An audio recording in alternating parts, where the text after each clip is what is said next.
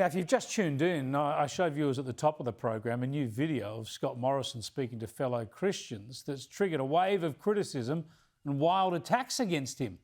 Here he is saying that social media sometimes does the devil's work.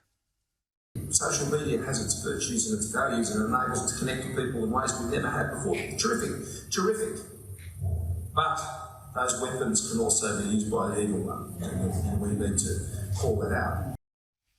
And I also showed how some critics had lost their marbles, like ABC commentator Jane Caro warning about Australia becoming a theocracy. Now, this is intolerant and nutty stuff, and it doesn't happen to people of other faiths or to Christians on the left of politics. I discussed the issues this afternoon with Simon Longstaff, who heads up the Ethics Centre. Simon Longstaff, thanks so much for joining us again. It strikes me as strange that a Prime Minister is criticised because of his Christian faith. There are people out there today warning about a theocracy in Australia. Oh, no one should be criticised because of their faith. It should not matter what your role in society is, how senior or junior you are. It should not matter what others have experienced. A person's faith is a very deep and personal thing, and I don't think we should mock it, and we shouldn't criticise someone simply for having a deeply held faith at all. Yeah, I think, of course, we don't want people to sort of govern on behalf of their faith or to put it in the face of others. But, of course, most of our Prime Ministers in this nation's history have been Christians. Kevin Rudd was a very strong Christian.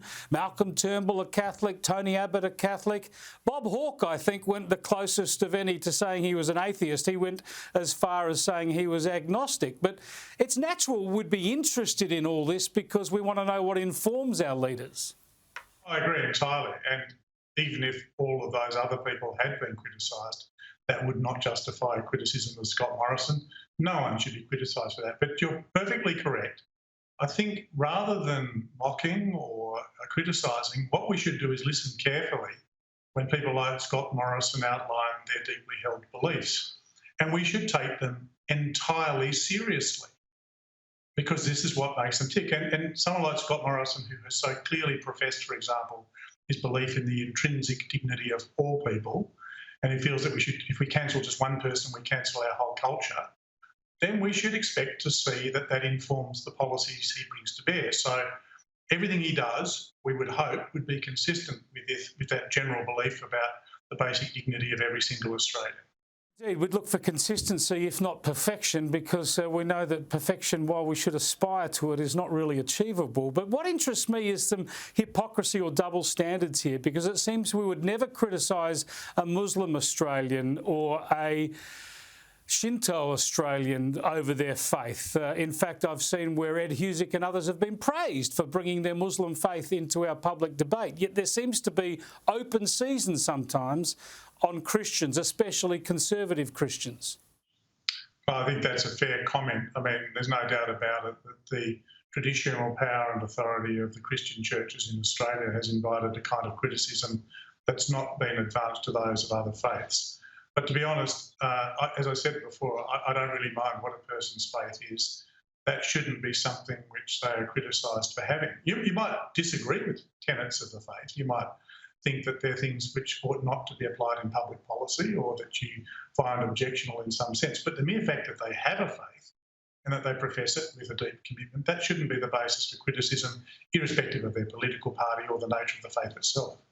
Indeed, in this case, one of the comments or criticisms I've highlighted comes from an Anglican priest, Father Rod Bauer, who's very prominent on social media on, if you like, broadly green left issues.